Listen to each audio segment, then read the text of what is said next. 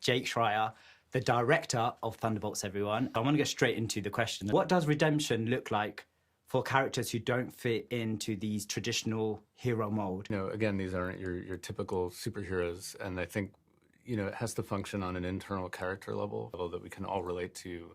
And if you start there, then you can get to those bigger ideas. I want to mention as well another thing that you talked about in the premiere with lightness and the darkness. Something that we explored a lot in Beef, and I brought over a lot of my collaborators from Beef, including Lee Sung-jin, who created it and wrote drafts of the script, and those ideas are really, really important to him about this idea anymore that everyone experiences some level of darkness or emptiness, that's something that everyone at this point can probably admit that they connect to. It is a universal idea.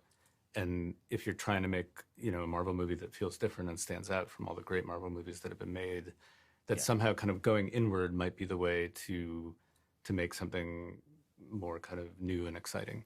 Love that. That was powerful. What advice would you give to aspiring directors and actors and rewrite their own stories? You know, I have been very, very fortunate in my life to have very good friends that I've learned probably almost everything I know about filmmaking from. John Watts, who did the Spider-Man movies, was my college roommate. And we were just making movies in Brooklyn together with the rest of my friends when we got out of film school. And I think just make things, like, you know, don't wait to be told it's your time to do it. But, you know, you learn so much from doing, and if you can get out there with your friends and make those connections and really learn from each other, I feel like I wouldn't have gotten anywhere without doing that.